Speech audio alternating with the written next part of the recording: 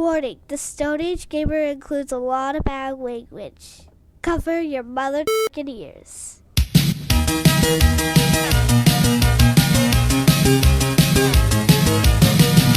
Good evening, and welcome to the Stone Age Gamer Podcast. I am Kris Randazzo, and joining me tonight is real 64-bit hardware, Dan Ryan. So hard. Took me a second. Dan and I both have COVID. Yay! But that's not going to stop us from boo. bringing... Yeah, it's a little bit of... it finally happened, and it happened to us both at the same time, which, what are the odds? Anyway, us having COVID isn't going to stop us from bringing you the Atari Jaguar Stone Age Starter Kit that you deserve. That you demanded? That you demanded. Damn it. Do the math, because the Stone Age Gamer Podcast starts now.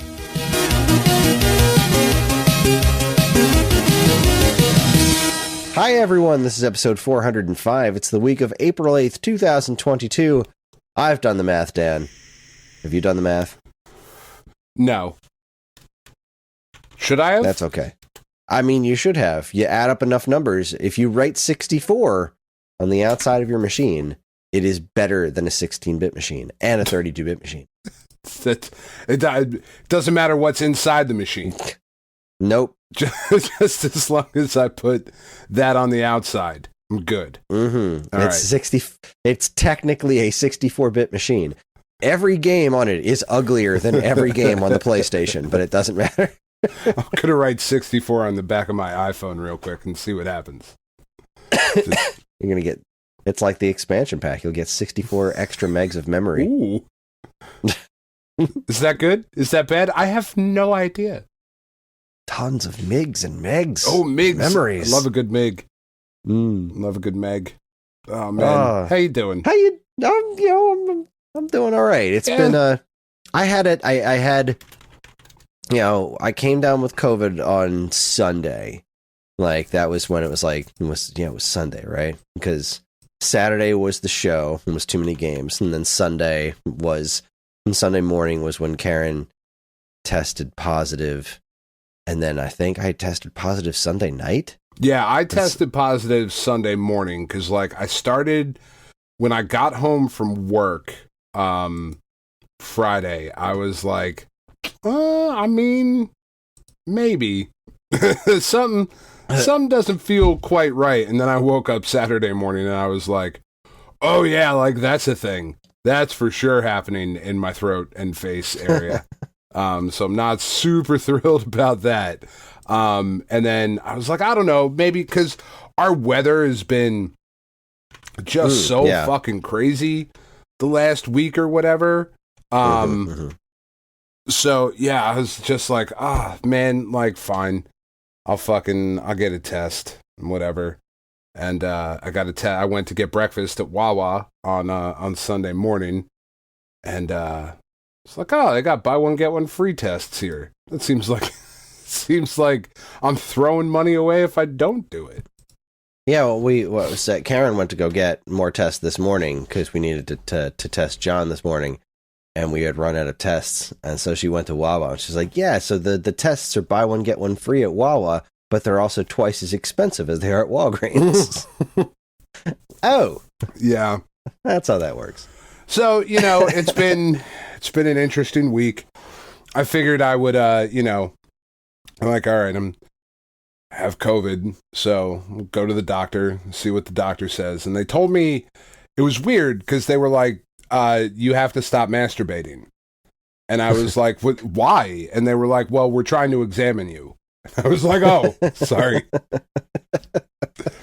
That makes sense. Other than that, everything was fine. Yeah.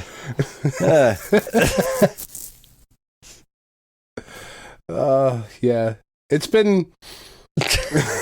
Man, it's just fucking... I know, where do you go from there? It's weird, right? Because, first of all, if you're not vaccinated yet, highly recommended. I cannot imagine going through this unvaccinated. Yeah, this was pretty crummy. Yeah, this really sucked. And if a little shot can not have me go to the hospital with any of this, yeah, like please, if you're still unvaccinated or on the fence, like yeah, like it's a personal choice and all that. That's fine. Make a choice and get the vaccine. You'll be okay. And if you do get COVID, because like that's what we've been saying this whole time, is eventually, right, everybody's just going to have it, especially with the way that we're treating it now, kind of in general, not all over the world, but in large sections of the world, we're just kind of no more COVID. We just close our eyes and, oh, what's over there? Inflation? Yeah, let's talk about that instead. So like everybody's just going to end up with it. So I am thankful to have ended up with a strain of this virus that is nowhere near as bad as the earlier strains, and is something that my body was able to deal with relatively easily. You know, and it's out of the way now. Like, yeah, no more masks for me, man. Fucking, I'm good. We're done now. Vaccinated and antibodies, Kris. This is living the dream. I'm gonna go back to fucking licking strangers. I can't wait. Just for the shits and giggles. Yeah. Oh my god, they love it. Big fans. Yeah. The hell was I saying? I don't know. Something about masturbating, I think. That might have been me, though. It's probably me. Oh, right. It was that I had, like, I got a sick day. Like, the kids went to school, and I was still, like, I was wrecked on Monday. Yeah. And both kids tested negative, so we sent them to school with masks. Sure. And I had a sick day. And so I I was feeling ambulatory. So I made some breakfast, and then I laid down, and like I was just kind of like looking at my phone and zoning out. And then I was like, you know what? I want to watch something. And this is the time. This is the time to watch Venom. if there ever was a time, this is indeed it. It's indeed it. So I'm like, all right, I'm going to take down Venom today, and I'll take down Venom Let There Be Carnage tomorrow. And then I'll have watched the Venom movies, because I don't want to dedicate like an evening to them. But if I literally can't do anything else, I'm in bed, and I was like, hey, Karen, do you want to watch Venom with me? She's like, that sounds like exactly the right thing to do right now. So she came upstairs and laid down next to me, and she's like, all right, I'm going to fall asleep. I'm like, I don't think it's going to matter. Yeah, no. So we finished Venom, and she fell asleep through most of it. And it was much like my COVID. It was not horrible and oddly tolerable. I think that movie's great. I like it a lot. I like Tom Hardy. Yeah. That was it. Yeah, Nothing else about that movie was of any interest to me. But him and talking to himself as Venom. Oh, it's fucking great. That was great. That was great. We'll see all how of that. Mrs. Chen. That's fuck. It's so all funny. of that was great. It just nothing else was good. No, the rest of it's pretty terrible. Oh, the final fight is kind of cool. The other symbiote, it's all right. That he fights. It's all right. It was fine. I enjoyed the second one quite a bit more, because there's a lot more Tom Hardy Venom in that, as naturally there would be, right? The first one is all the setup. And then the second one's like, all right, now they're together. We know what works. Right. So, yeah. And I was really excited to see the second one. But then Ellie tested COVID, and I was like, well, we're not watching Venom 2 today. I don't know. I think you could have. It would have been fine. I mean, we probably could have stuck her on her tablet and, gone and watched it somewhere else. But nah, we'll find it. I'll find time to see it someday. Yeah, so there, I watched the first Venom. It was fine. Looking forward to finding an excuse to watch the second one someday, but the first one was fine. I have negative interest in Morbius. Oh, man, I can't wait to see Morbius. I'm so curious. I think Jared Leto sucks in everything I've ever seen him in. No, and that's just not true. He was... What has he not sucked in? Fight Club? He was fucking great as he gets his ass kicked. He didn't do anything in Fight Club. No, he wasn't... He was great. He stood there and got the shit beat out of him. He was great in My So-Called Life. I've never seen My So-Called Life. How is that possible? That's not true. I have seen some of My So-Called Life.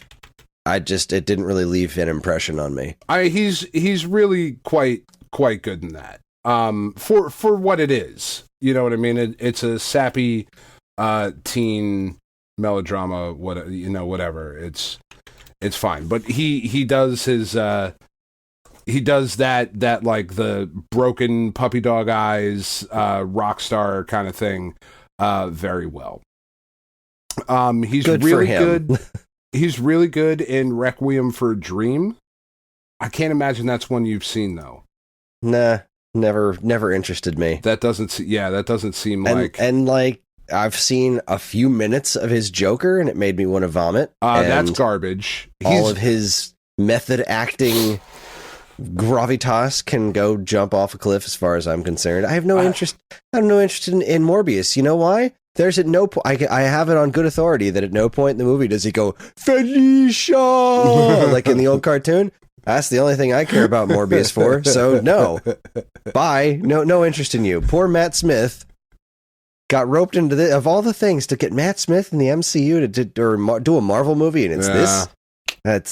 And if Morbius is at best Venom quality, but without Tom Hardy and Venom, then no, thank you. Yeah, no, I mean, I can't imagine it's good, which breaks my heart because I like Morbius, the character, quite a bit. I just think it's a really interesting take on that kind of, the obsessive cure, which is also tragic and all that. So I think it's a cool idea. Yeah, when you delay a movie by more than a year, though, that's probably not a great sign.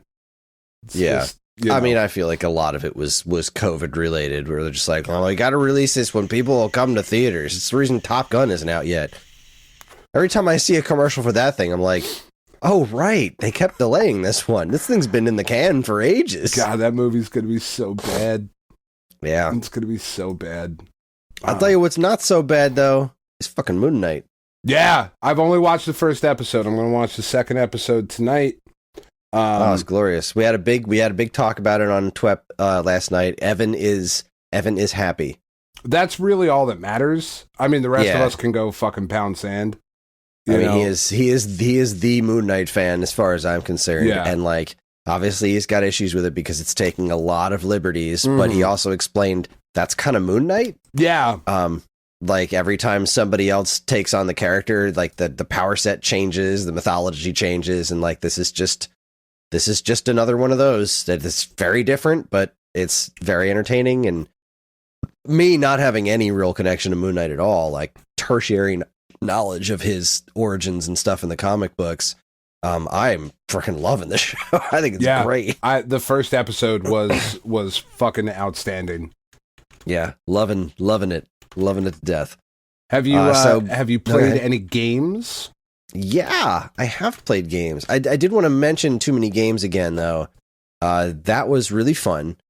That was kind of surprising in a lot of ways. We had I was kept company a lot of the day by a wonderfully friendly Discord user that goes by Vile2064. Excellent. He introduced himself, and that was super cool.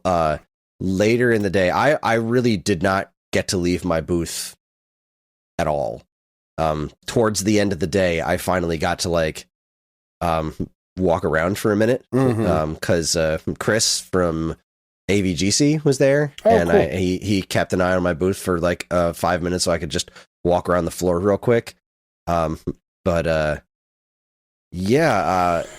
I went to one booth that was like shortly, like a little tiny ways away from me, and I got recognized. Oh yeah? It was some guy who was like, you're Kris from Stone Age Gamer. I watch your YouTube videos. I was like, holy shit. So I finally know how you felt when Matt Much recognized your voice standing in line at Joker's Child. Yeah, it's kind of wild. Like, yeah. Me? Oh, you know who I am. That's amazing. It's amazing.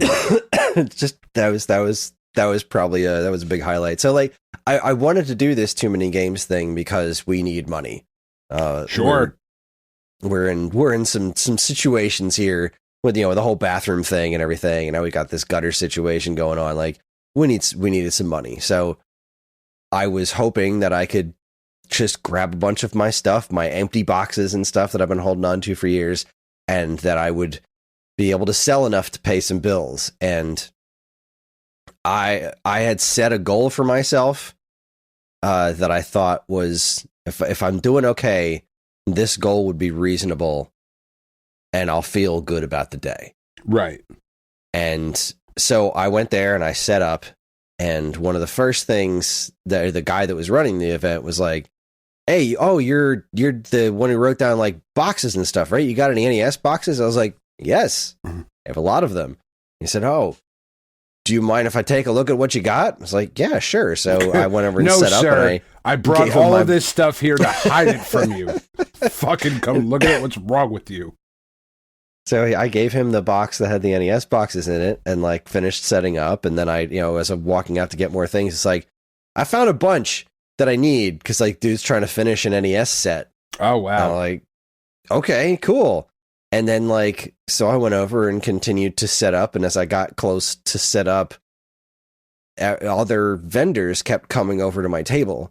And like an hour before we opened, I was about set up, but I was swarmed with like every other vendor.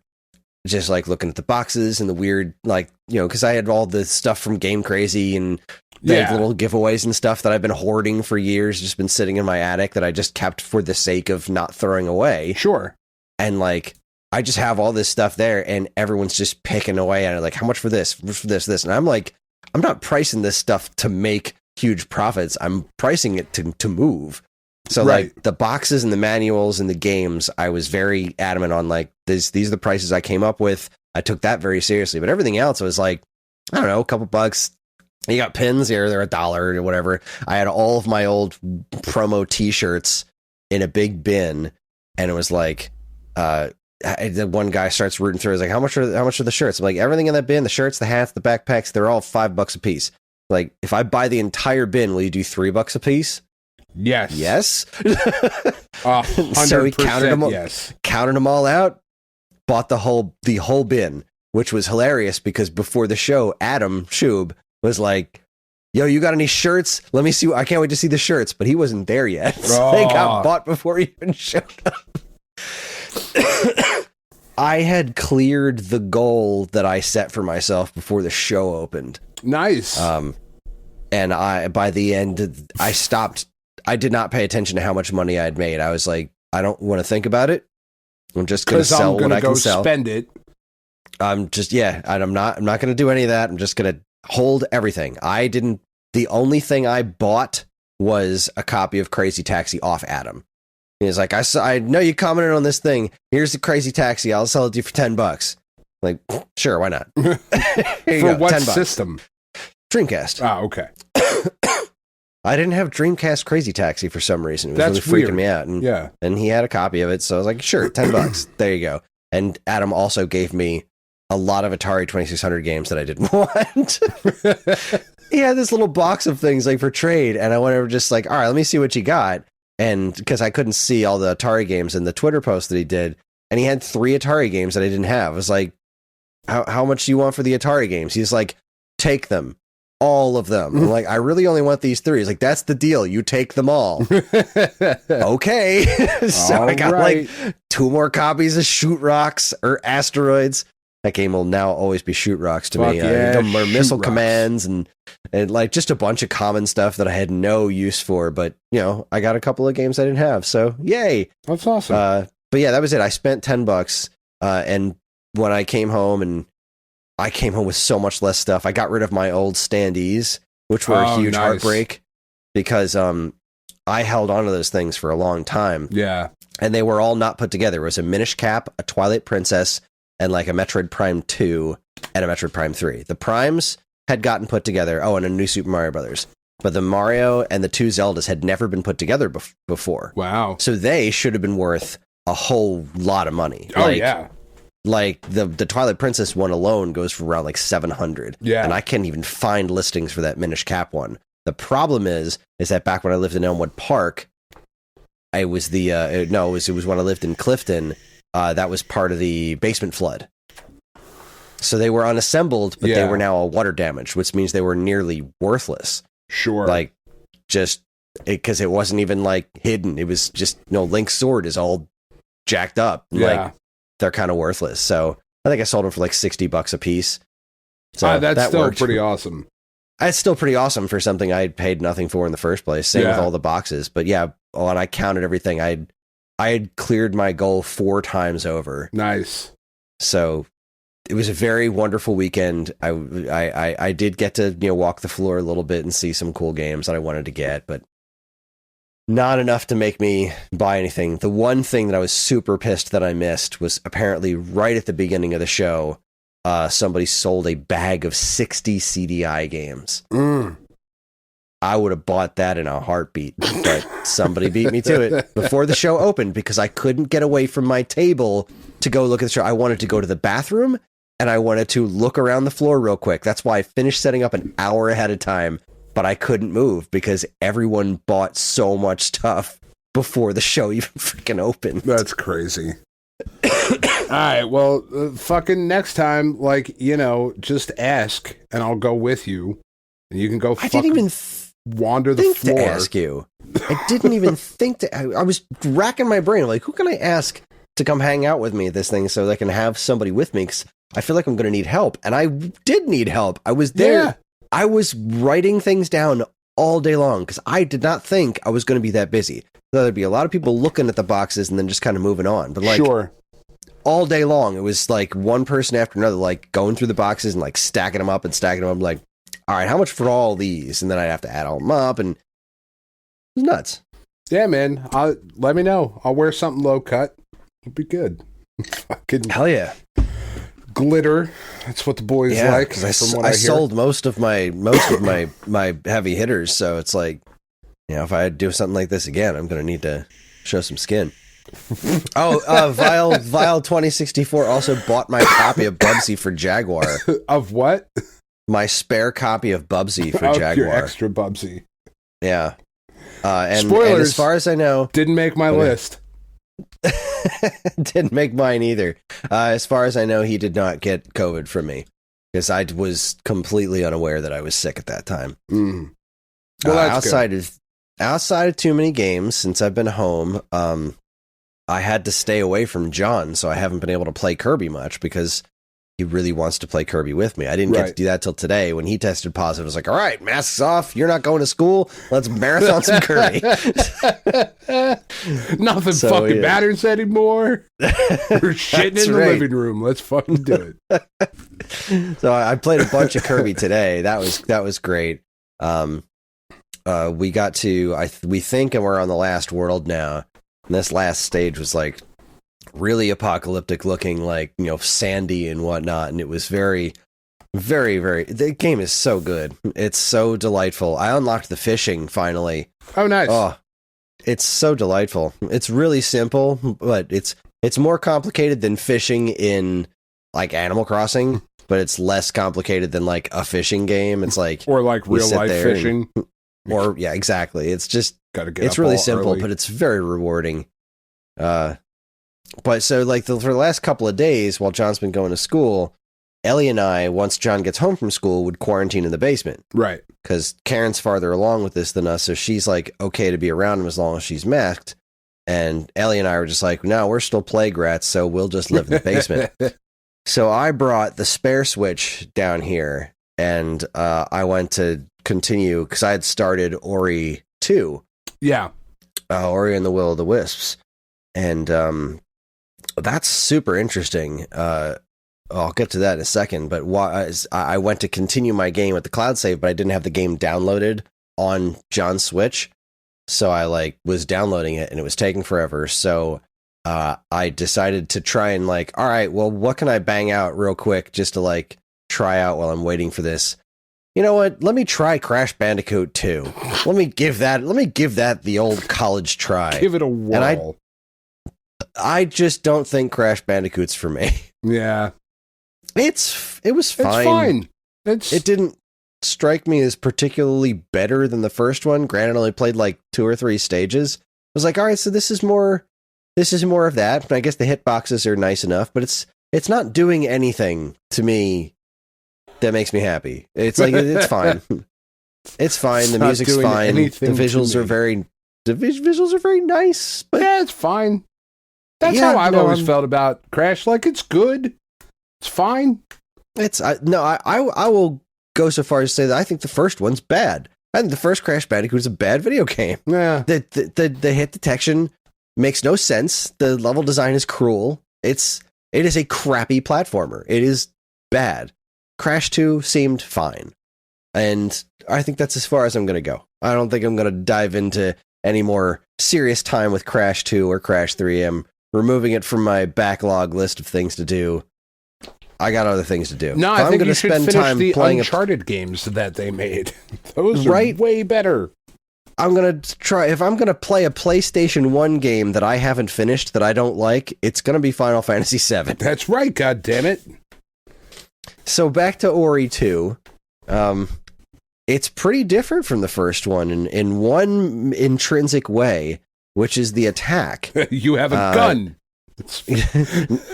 Well, in the first one, you had a gun. In the first one, it was all projectiles. You had this little orb that floated around near you, and it shot lightning out of it and stuff. Now you have an M16. Exactly. Now you have an M16. Now you have a Super Scope, actually, which is it's a light gun game now. They're trying to get the Call of Duty crossover appeal. They're trying. Microsoft really going out on a limb with that one. You have a sword in this one. Like, you directly swing a sword and, do combos and stuff, which is really unexpected. It changes the way the game feels quite a bit.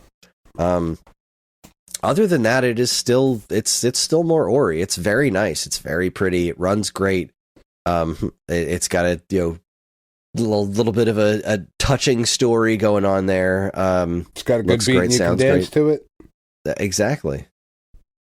What more can you ask for? Not at all. There's very little. Very little. It's not a very danceable soundtrack, but it is quite good. I'm glad I started it. I got pretty decently into it. I'm hoping that I can stick with it long enough to really finish it before I get sidetracked by something else. Like Chrono Cross came out today, but I got the physical one, so that's not coming until the end of the month.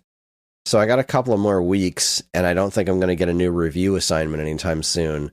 So I'm just really solidly focusing on Ori 2 and finishing off Ori 2, and we'll probably be done with Kirby by next week.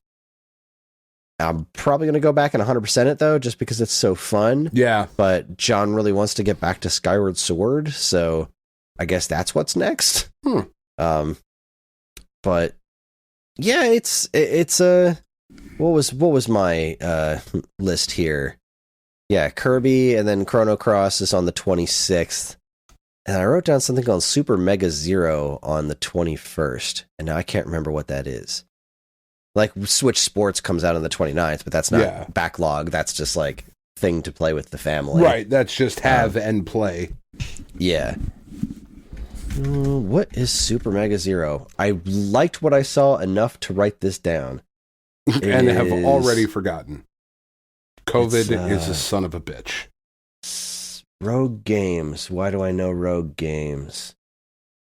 Oh, these are like, this is, what is it? Matt Casamassina and Craig Harris, who used to do the IGN Nintendo podcast like ages ago. I love those guys. Oh, yeah. And they have this game publishing studio. They released Fist of Fluffs recently, which I still haven't bought, but like looked so stupid. This Super Mega Zero game looked really, really cool to me. It's like you are a zero, like the digit 0, the number like a number 0. And you are the T-shirt that Billy Corgan wore a bunch in the 90s. But it's like a 0 from an arcade game high score thing, and it looks very Super Meat Boy. Oh, that's cool. Like Super Meat Boy, little VVVVVV kind of thing. Looks like you're trying to escape from a kill screen, kind of. It's this looks right up my alley, so I'm pretty stoked on that. It's gonna be like $5, so yeah, I'm into it. It's gonna be a nice short thing to play. Yeah, so I'm a little nervous about Chrono Cross. I hope I don't hate it. I mean, I don't think you'll hate it, but yeah, I don't you're think not going to love it the way you like Chrono Trigger, certainly. Yeah, I mean, and I have played through this game, but it has been a long time. Jeez, when did Cross originally come out? Oh God, way longer again than I want to admit. It was when I was at Funko Land. It was 1999. Ugh. Did that come out? Yeah, North America came out in 2000. Wow, so it's a good 22 years ago. Yeah, so it came out in August of 2000, and when it came out, I was such a huge Chrono Trigger fan that I took a week off of work. I took 1 week's vacation to stay home and do nothing but play Chrono Cross. And didn't finish it. I did not finish it. I got all the way up to the very end of the game, and I never finished it. So I hope to be able to do that this time. And there were things I really liked about this game, but I could never get past the fact that it didn't follow up Chrono Trigger. Like it was a very different thing, and I understand the connections to Chrono Trigger, but it was so not what I was after with a sequel, a follow-up to Chrono Trigger, that it was a very difficult thing for me to plow through, but I did have a lot of fun with it. And I'm looking forward to playing it again and hearing its wonderful soundtrack again. And we'll see what sticks. I don't know. I think they did a smart thing though with that by talking when they originally released it, because you don't follow up Chrono Trigger. Like you don't make a sequel to it. Like you just can't. There's I don't know why not. Because that's just one of those games where it's like, this game is fucking perfect. And well, so was Portal, and then we got Portal 2. Yeah, well, sure, but I don't know. I think it was smart to go in a different direction. Obviously not everybody's going to agree with that, but I think it was a smart move. They didn't ask. I don't know if it was a smart move, but it was certainly an interesting move, and it was one that I respected. Just, there were things that happened in Chrono Trigger that I wanted closure on. You know, they eventually gave us some closure in was it the DS one, as far as what happened to Shala, but I did not care for what they did there at all. Yeah. I wanted to know, the end of Chrono Trigger, Chrono's mom chases the cat into a time portal, and they got to go chase her down. Come on, man. Come on. Tell me. Yeah, I don't know, man. More adventures of Frog and Robo and Ayla, and I love these characters. I love this universe they set up. I wanted more of that. And it could not have been further from that. It was nope. Totally different characters, totally different take on everything. And all right, it's been over 20 years. Let me give it another whirl and see if I like it better this time. Well, I hope you do.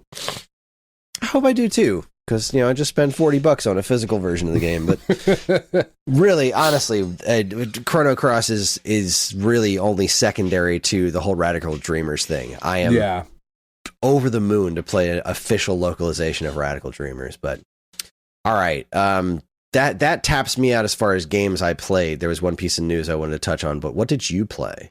Talk to me about the show. Well, so I got the show on Tuesday, not because I wanted a new baseball game, but I have a journalistic responsibility to the magazine, Kris. That's the only reason that I picked it up. No, it's really really good. It looks much better than it did in the tech test. It still doesn't look great. I saw a trailer for it. It was very small, but I saw a trailer running. I was like, oh, hey, that doesn't look bad. Yeah, hey, that doesn't look bad. It was just like, no, that doesn't look bad. No, it doesn't look actively bad. So okay. No, it doesn't look anywhere near as bad as it did during the tech test. It's still, I mean, obviously you're not getting a PlayStation 5, Xbox Series quality like it's not doing HDR, but that's not, like I've said this whole time, that's not what you play the show for. And no. the biggest thing that's been difficult for me, and this doesn't apply to most people who are playing it on the Switch, because you're playing it for the first time, is the drop in frame rate from 60 seconds to 30 seconds. It is taking me a little while to get my timing right with the different frames of animation. Wow, I'm looking at a video now, and the crowd's like animated now. Yeah. I'm looking at 3 of the same exact guy in the same orange hoodie. Sure. But still, it's an animated crowd, not a bunch of like PS1 cutouts. Yeah, no. Look, the signs are in high resolution too. Way to go, guys. No, it does a decent job of looking last gen. Like it doesn't look like a PS2 game anymore. And that was what that Switch playtest looked like, a slightly hyped up PS2 game that was buggy as hell. This does not look like that. It doesn't. I see what you're saying. It doesn't look phenomenal, but it certainly doesn't look bad. It's no longer bowling shoe ugly. It's more like bowling shirt ugly, where you're like, all right. I'd rock a bowling shirt. At least it's comfortable. Yeah. You know what I mean? Like, okay, I see what you're doing. I wouldn't, but all right. There's some lighting problem, and this is really wild. I'm looking at a side-by-side comparison video, and that, I feel like that makes it even more impressive, because you can really see exactly what models they're coming from. The animation is 1-to-1. Yeah, the animation is perfect. Wild. Which is what matters. I see the frame rate is with you, but like it is literally the exact same animation, which is crazy. But yeah, I'm looking at the shift in perspective a little bit is interesting, and just seeing exactly where like these models are all coming from the same models. Mm-hmm. Like I can see that they didn't build new ones for Switch. Like I think that's how EA did Madden a lot, where they were like, no, we're gonna do something totally different here. They are definitely working with the PS5 game and just scaling it down, which is an interesting approach. This is a funny shot. This guy's got no shadow under his helmet, so his eyes look like they're bugging out. Yeah, there's some of that stuff that's weird, but like the most important thing about a sports game, I think anyway, is how it looks in motion. And the animations are great. They're perfect. Yeah. They're perfect. The frame rate's definitely a problem. Yeah, I can see that. It's not even that it's a problem. It's just that when you're trying to hit a fastball in the game that is approximating the speed of 102 miles an hour, 60 frames versus 30 frames makes a bit of a difference, with the amount of time that I put into the PlayStation version, it's taking me a while to untrain to that to play the Switch version. Yeah. I think lighting, I think is my biggest concern with this. Like, I'm looking at these images next to each other, and if the Switch is capable of better lighting than this, and like all the artifacting and stuff I'm seeing is one thing, but if they could have just nailed the lighting better, then these character models wouldn't look so weird half the time. Yeah. Like some of their heads and their eyes and stadium, the Target dome is atrocious, and I don't ever want to play in it again. It's the only one though so far where I've been like, oh God, the lighting in this place is fucked up. Like, it's really weird. It's really, really weird.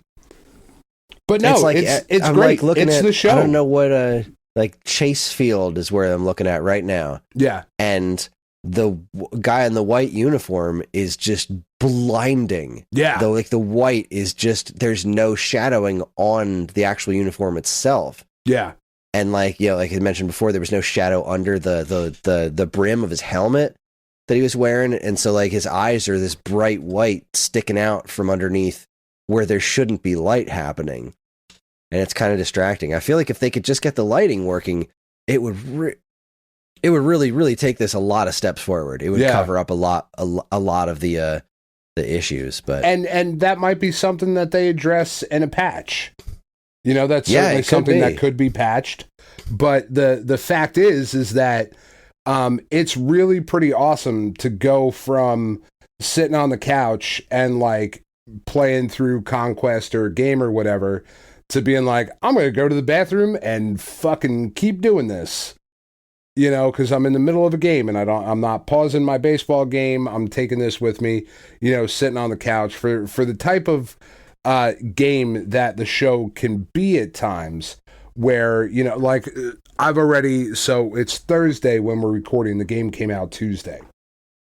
I've already taken down the USA Conquest map, which is you have to play like more than half the teams in the league, and you have to, it's Settlers of Catan Risk kind of board game thing where you move in hexagons around the country, and it takes a while, and I've already like gotten through it mostly because I didn't turn it off to watch Moon Knight with Tiff or whatever. As I'm simming games throughout the map, I can just keep it in my lap and kind of do that. And I'm really, really curious to see how this is going to transfer over once I get the PlayStation 5 version, because I'll get it, relatively soon here. But being able, the idea, the promise of the idea of being able to start a game on the PlayStation 5, be playing, make some progress, shut the PlayStation 5 off, pick up the Switch, keep it in my lap, and continue the same progress is really, really cool. And if that works as well as they promise it's going to, I would not possibly be able to be any happier with, that situation. It plays great. It sounds great. Like they got all of the sounds of baseball. When you hit a perfect, the crack of the bat it just sounds beautiful. The new commentary team fucking sucks. I don't like them at all. Mostly it's weird. Like the old commentary team they had for so long that they had such a stockpile of lines that they could pull from, and it almost feels like they made this kind of like a last minute change, because there's certain cards that you're playing, like Ken Griffey Jr., right? You don't fucking know baseball, but you know who Ken Griffey Jr. is. His name is not in the game. The announcers are like, now up to bat, number 24. And you're like, but it's fucking Ken Griffey Jr. You guys didn't record Ken Griffey Jr.'s name? The fuck is wrong with you? That's weird.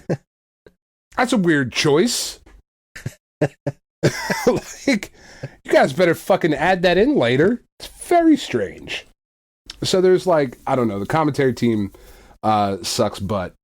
But at the end of the day, it's the show, and it's great. It is, without question, a game that if you are into baseball or into sports, you should absolutely have on your Switch. It is a more than worthwhile first crack at it.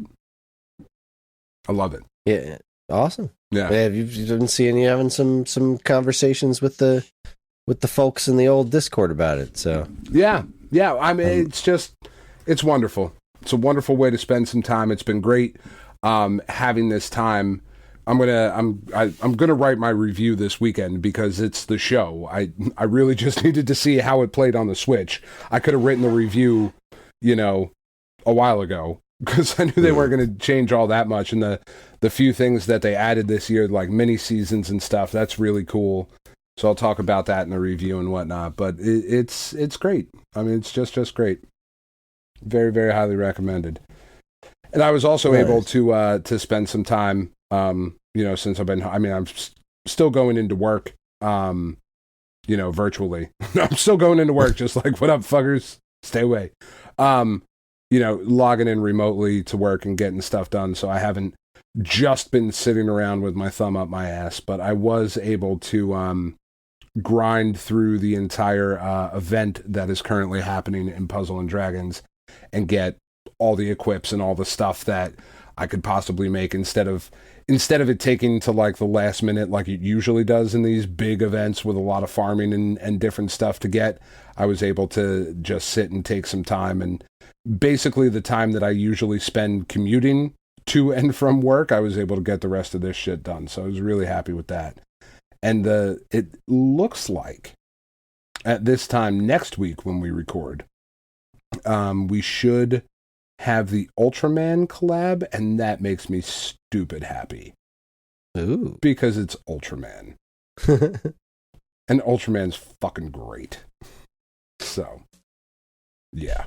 Well, it looks like about 10 minutes ago, Nintendo released that boss rush mode in Metroid Dread. I forgot that was happening. Oh, that's cool. That's exciting. I liked the boss fights in that. I'll play that. The last thing I want to mention, though, before we move on, is, and I almost forgot to mention this because I'm very tired, because, COVID. I did get the 8-bit DO adapter. It's a Bluetooth adapter that is allowing me to use my PlayStation 5 controller on the Switch, and it works flawlessly. Delightful. Oh, it's so good. It's so good.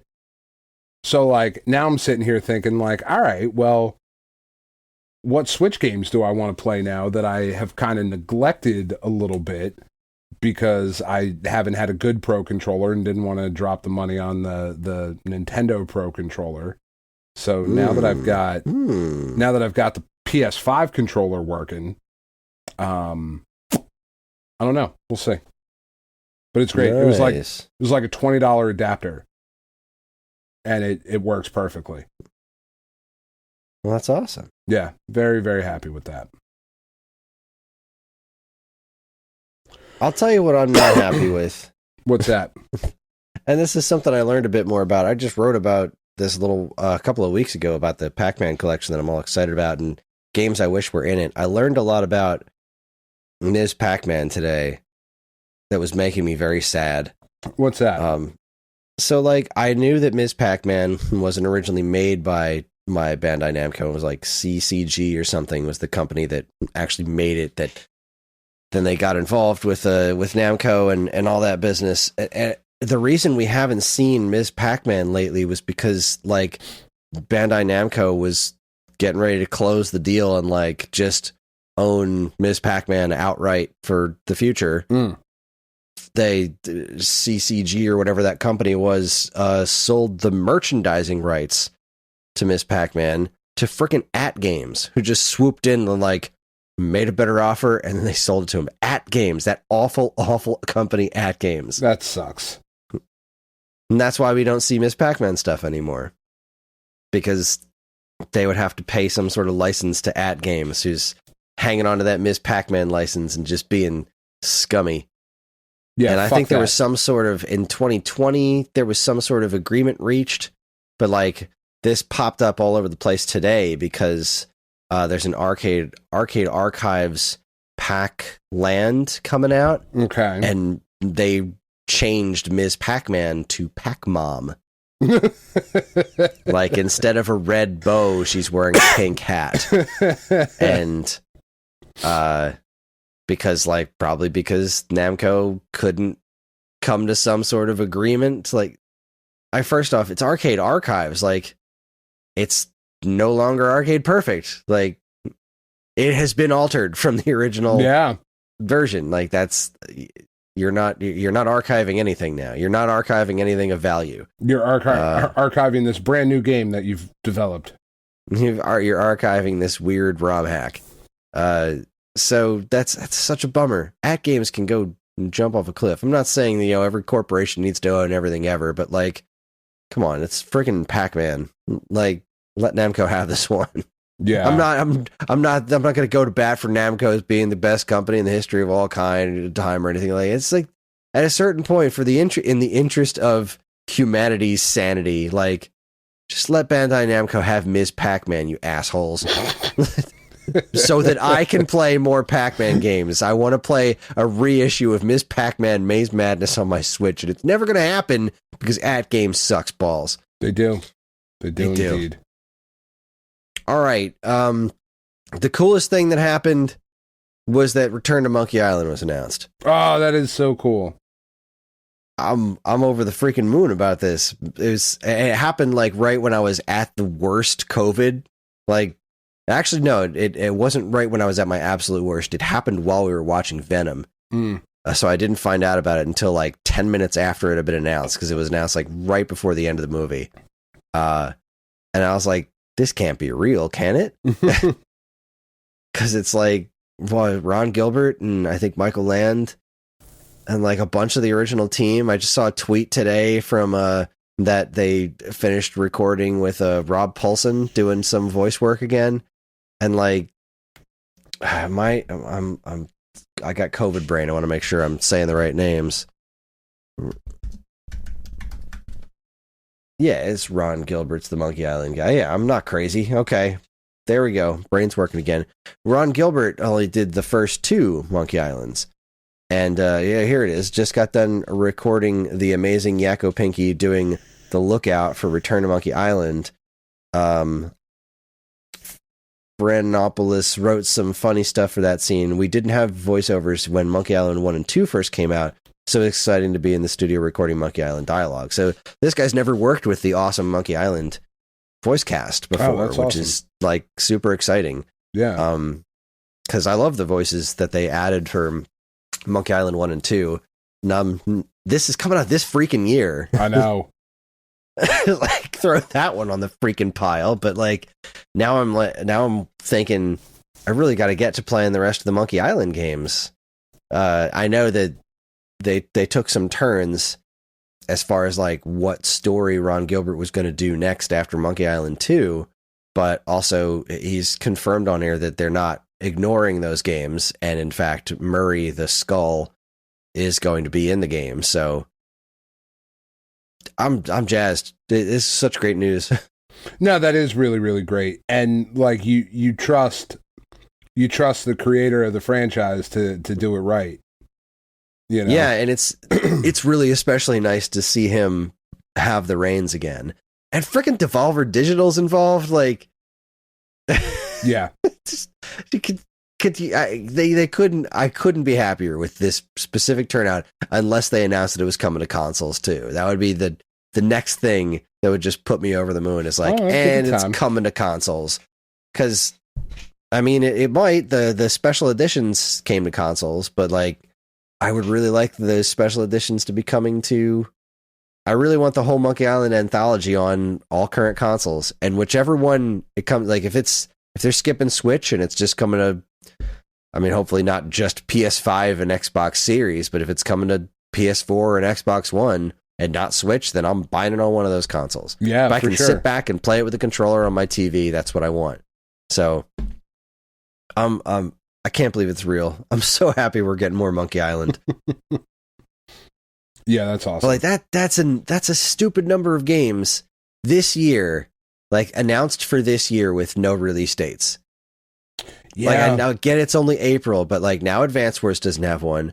Blossom Tales 2, Bayonetta 3, Hatch Tales, Cursed to Golf, Sea of Stars, Shovel Knight Dig, Portal Companion Collection, Splatoon 3, Ninja Turtles Shredder's Revenge, Breath of the Wild 2 got delayed, Return to Monkey Island, and did I say the Ninja Turtles collection? I feel like I did, but then like, that's a bunch of games. All those Ninja Turtles games, though, might be what I'm most excited about this year.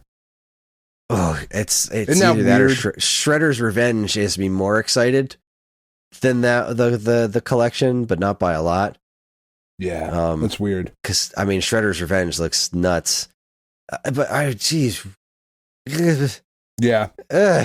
Sea of Stars is probably it for me. Honestly, Sea of Stars is like, man, that actually comes out this year, confident that's coming out this year. Yeah, I'm not 100% confident it's this year, but at the same time, they're aiming for this year, and especially like now that they definitely wouldn't be going up against Breath of the Wild. I feel like they might be trying a little extra hard to make sure it comes out this year. Yeah, I mean, I can't wait to play it. I'm very, very excited in anything that team does. I'm just not fucking not the wait for Silk Song has done me dirty. No. I'm not holding my breath for it, and it's not like I need to, because there's still plenty else out there that will theoretically hit this year that's going to keep me very busy. Yeah, this is a wacky year for games, but unless you have anything else you really want to cover for the first part, we should probably take a break. Yeah, and get ourselves onto our second half. Yeah, we're trying to keep things short so that Dan and I don't, we get our beauty. Exactly. Yeah. Throat's starting to hurt the more that we talk.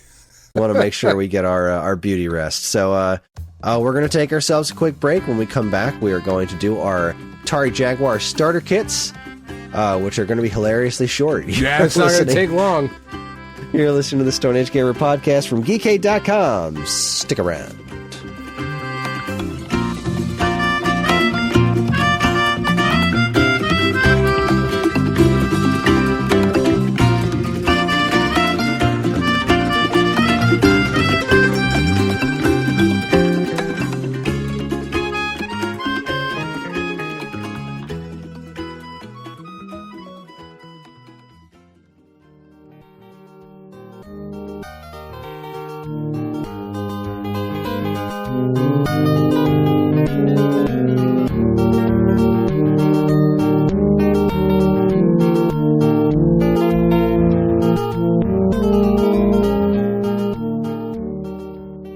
Okay, we are back and better than ever, and we are going to do our Atari Jaguar starter kit. This is going to be hilarious, just like our last month one, which actually wasn't that bad. It was a fun conversation, but we've been doing these wonderful things, the starter kits, where we presuppose if you had $100 to start a physical game collection for a single game platform, and you already had whatever accessories or anything you needed, you just were getting games, what would be the best things to do? Now, obviously, there's so many other factors to take into consideration, like flashcards and stuff like that.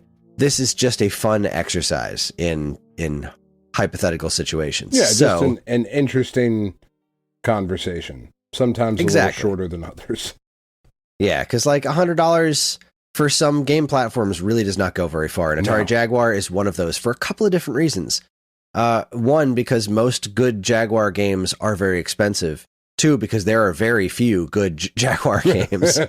And three, there's not a lot of Jaguar games in total, and the other ones aren't usually all that great either. Yeah. So yeah. I have 3 of them, and you have 2. So I guess I'll go first. Yeah, all right, let's see it. Well, my first one, with half my budget out the window straight away, is, as far as I'm concerned, the platform-defining Alien vs. Predator at $50. Yep, I had that at... Now, again, like I said, I did this, 4 or 5 months ago, like when we first started doing this. I was like, well, that's going to be on there. I wonder how much that is. And I had it at, I think, 48. Yeah. Close enough. So 48, $50. You can get it for... when we look at price charting, is just taking eBay sales. So, take a couple bucks here, a couple bucks there. I'll allow it for this time. Normally, I would double check it, but no. It's ultimately not going to matter all that much. But yeah, I have a pretty decent Jaguar collection myself. Mm-hmm. And this is one of the games that I got with my system from my friend's little brother who sold it to me. And it's a pretty solid game. It's fucking one great. Of those games you look at and say, well, if you did more of this. Yeah. you had more of this caliber, then maybe your system would have done a little better. I mean, I remember being a kid and being so scared of the aliens in the Aliens movies, but also being so completely just enthralled by them. Like, these are the coolest things I have ever seen, and I am terrified of all of them, but I can't look away. And then Predator was just cool. Predator was awesome.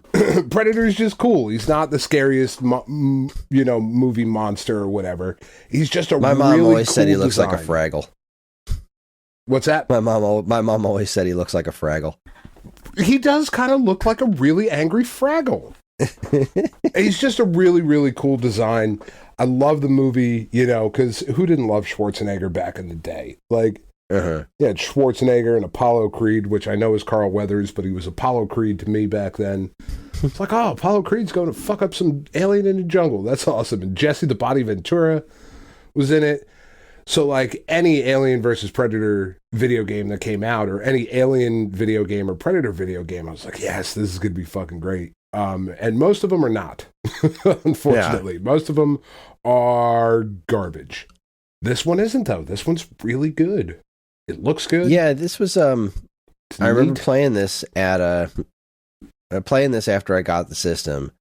And I never really had much of a connection to Aliens at all. I didn't really... I don't like movies that have jump scares in them. Oh, well, yeah, this is not the movie for you. So I never got into Aliens at all. But I did see Predator with some friends. And I'm like, well, this is just freaking cool. And I also really loved the original Doom. So when I finally played this, I was like, okay, I like console first-person shooters. Like, I can get into this. Yeah. Like, it plays kind of like Doom. There's not a lot of, it's not dual analog sticks or anything like that. I messed around with, like, this is pretty good. This is neat. I like this. I didn't play a ton of it, but I did rather enjoy what I played. And it's it looks kind of silly by today's standards in a lot of ways, but also for pushing the tech at the time, like on home consoles, this is pretty good. The heads-up display was very cool on this. Yeah, I like it. Like the alien jaw kind of looks a little ridiculous, but sure. I get what they were going for. This is a very cool game, and it's there's a reason it's one of the more sought after Jaguar games, just as far as people who want to play them, not just collect them. Yeah, I mean, if you have a Jaguar and you are aiming to play a game, this is the one. Above everything else, I would argue. I would not argue above everything else, but alphabetically, yes. Well, now I'm really curious. All right, well, you only have one more. So. Yeah, so you go next. I go again. Well, this one clocked in at $13. It is not a good game, but it is, I also feel, just one of the platform's defining experiences. So I went with Cybermorph. Yeah, okay. Okay. It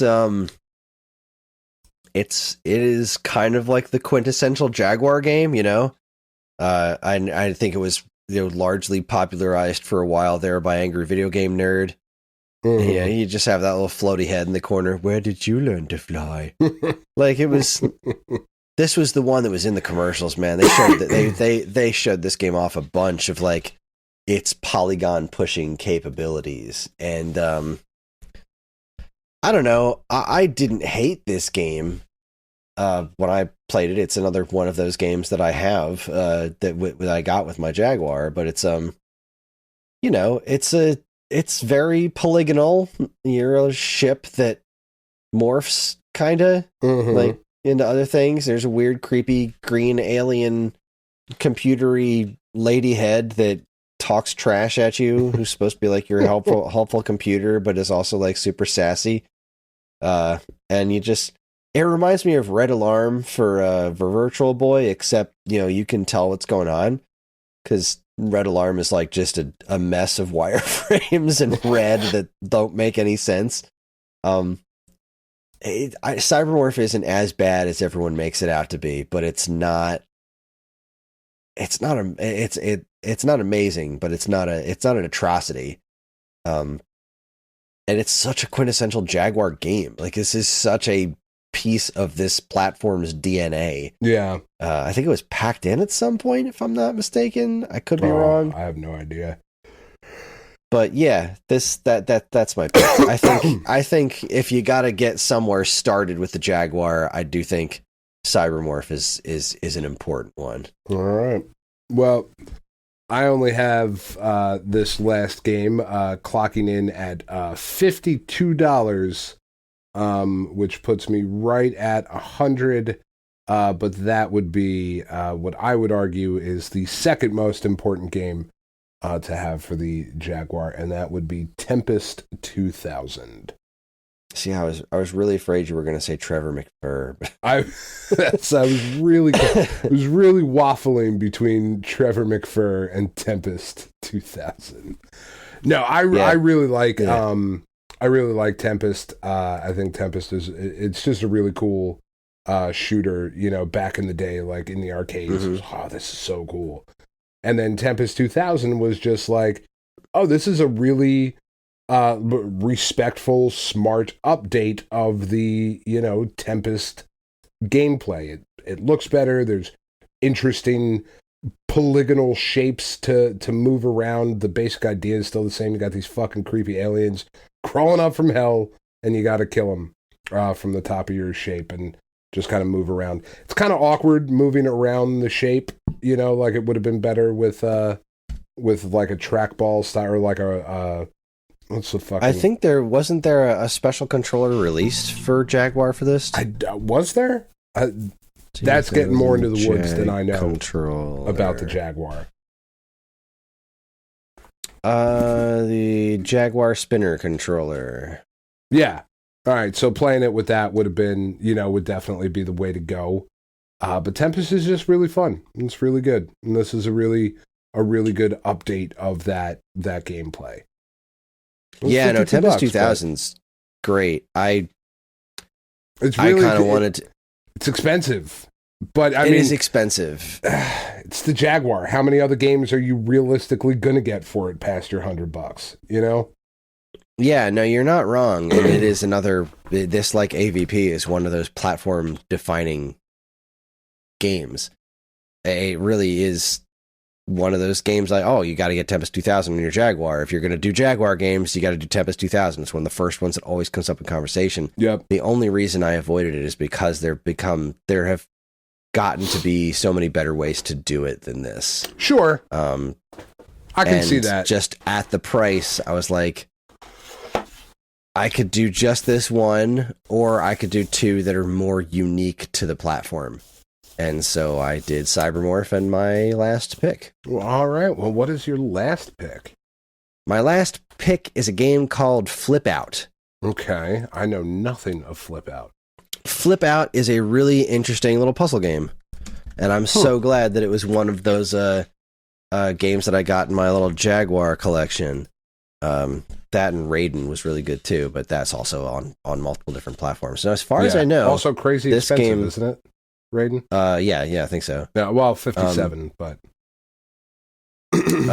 So this was, as far as I know, never released on any other platforms. This was... I don't know. You have this grid, and I'm not very good at it.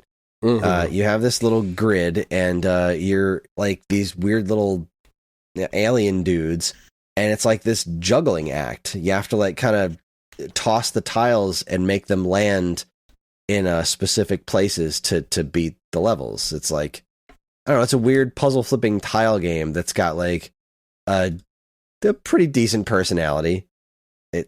It's very 90s or whatever of its time, but the music is fairly memorable. I don't know what to say about it other than it's genuinely fun. It is a genuinely fun game. It's the one that when I got the Jaguar, it's the one that I spent the most time playing. Like Alien vs Predator and Raiden. I played Kasumi Ninja for like 4 seconds because heck with that game. This one I kept coming back to because it's like it's just a pretty neat little thing. It's a fun game. It does have a very bizarre personality, like these weird little alien creatures and whatnot. It's very CG looking, It is very Country, of the time. Like those kind of like CG sprites. It's a neat game, and I'm kind of sad that it's only on this system. Like it's never been ported anywhere. Like I would like to play this on a system that has a little better response time and a better controller, like sure. Because you got to have pretty quick reflexes. It is kind of a juggling act, but it's neat. I like this game quite a bit, and I know Ferg agrees with me. Ferg's another fan. He's the only other one I know out there besides the guy who gave me the Jaguar, who's a big fan of Flip Out. So. Well, and you really can't argue with Ferg. If Ferg tells you it's pretty good, then it's pretty good. You're darn tootin'. God, what a weird... I mean, I know I just mentioned it and you mentioned it again, but what a weird fucking controller. Yeah, it is. It was a strange controller. D-pad's not great. I get every other part of it. Like, I really do. I understand every other part of where that was coming from as far as a controller, especially from Atari's perspective. Yeah. I did think it was a little strange, like, the number of face buttons, like the 3 face buttons, like... I feel like if they had looked a little bit, they were going too much Genesis, but like really sticking with that number pad thing. Like, I think game consoles had really moved beyond that at that point. Atari and trying to push that number pad was just a really silly thing to do. And it's not the worst controller in the world. No, certainly. It's just a really not as bad as weird it looks. Yeah, it's a really weird one. It's not spectacular, and that D-pad is not held up. No. So before we split, let's go ahead and talk about some of the ones that showed up on Discord. Let's see. Rumble Mins gave us Alien vs Predator. Oh, she had clocked in at 51. I had only seen it at 50 the day that I did it, but let's see, his was posted on the 4th. Zool 2 at 39. That's a solid pick. Zool 2 is a pretty good platformer. And $10 worth of cookies. And polished it off with $10 worth of cookies, which I think is a smart play. That is a smart play. $10 worth of Oreos? It's a decent amount of Oreos, It is, yeah. Or some Keebler soft-baked chocolate chip cookies. Did you say soft batch? No, I said, Oh, okay. Munch and soft batch, because Chips Ahoy just ain't no match. Oh, shit. Throwing it down. Oh, boy. Let's see. Chronodin, he said, my kit, buy Tempest, save the other $47 for Return to Monkey Island. Okay, yeah. Yeah, not bad. Not bad at all. Good picks. Let's see. Rob Metzger, he clocked in Tempest 2000 at 53. Brutal Sports Football for 29. Nice. Brutal Sports, I've never played it, but I know enough about it. Checkered Flag for $14 because it's so bad. For a total of $96. All right. I feel like if you're going to go with a game like Checkered Flag that's so bad, you got to go with Cybermorph just for the historical significance of it. But sure, what are you going to do? And then, of course, we had Ferg, who said, if you do end up doing Jaguar tonight, my picks are Tempest 2000, Flip Out, and the composite cable. Yep. That also tracks. Oh, man. Should have been a better system. Should have been. Yeah, it would have been neat to have Atari around a little longer in this respect, but this 64-bit machine couldn't compete with Genesis and Super Nintendo. I remember seeing Pitfall: The Mayan Adventure being like, oh, the Jaguar version's got to be the best version. And it was not. I remember looking at it and thinking, I got to look at it again. Jaguar. I got to see this again. Because I remember playing the Pitfall and being like, is this really? This can't be. This can't look worse on Jaguar than it does on Super Nintendo. Like, it just can't. And Genesis looks like this. This Sega CD. This is Super Famicom. There's the 32 extra. Jeez, this released on everything. Here's the Jaguar one. Yeah, I mean, I don't know. Looks about the same. Yeah. It looks about the same. That's kind of damning. It really is. It really, really is. Yeah, like I'm looking at the Super Nintendo one now, and it just seems to move a little faster, a little bit smoother. What the heck, man? What the heck, Jaguar? Pitfall was your thing. Atari should have had the Pitfall game, and it just didn't. Should have been better. Should have been better. All right, well, let's wrap this COVID cast up. Let's wrap the COVID cast up while we still can. All right, everybody, that is our show. Join us next time when I guess Dan and I are going to be getting back to what we were going to do back in March. We're going to rank every Mega Man game. Maybe. I mean, who knows, Chris? That's true. Who knows? We could change our minds. But next week, I'm just saying, who knows? It's been a wild couple of weeks. We'll see. It has. Maybe Mega Man will just have to wait till May, but we'll find out what happens. For Mega Mania. Mega Mania. Mania! I'm so excited for Mania this year. I don't even remember what we do for that. Is that the 64? Right. Yes. That's right. We gotta decide. Right. Yeah, we gotta decide if we're doing fighting games or fucking puzzle games. I don't know. We'll put up a poll or something at some point. I thought you had picked fighting games already, but I got a list. I got lists. Okay. Yeah, we'll set up a poll for it soon and get the voting happening sometime this month. But yeah, theoretically, we're going to start talking some Mega Man. It'll be a good time. Anyway, we're on most social media platforms, and if you want to get in touch with us, we aren't very difficult to find. All it takes is a quick look at our show notes, and you'll see links to our social media accounts, as well as all manner of other fun stuff, like a link to our namesake, StoneAgeGamer.com, the Geekade Patreon, which helps keep this show running week after week, and more useful links than you can shake a joystick at. This show's theme song, Squared Roots, was written by Banjo Guy Ollie. You can learn all about his wonderful music and more by following the link to his YouTube channel, also in the show notes. And finally, as always, we'd like to thank our intrepid editor, Evan, for making this show listenable for all you folks. We'd like to thank all you folks for listening in the first place. Sorry if this is a day late, but we're recording on Thursday, where the show usually goes up on Friday, so we'll see what Evan can piece together. Thanks for your patience, since we are both dying of COVID. Yes. No, how dare you? I'm not dying. Winning with COVID. There you go. Maybe. Living with COVID. Living? What's the opposite of dying? Yes. Yes, tie-dye. Fucking hate tie-dye. That's it, everyone, on behalf of Dan and I really myself. do. I'm not fucking fishing for anything. I hate that shit. I don't know why. I have very strong reactions to it. Oh, that's weird. Yeah. I think it's neat. I mean, I'm not going to wear a whole lot of it, but... Gross. Yeah.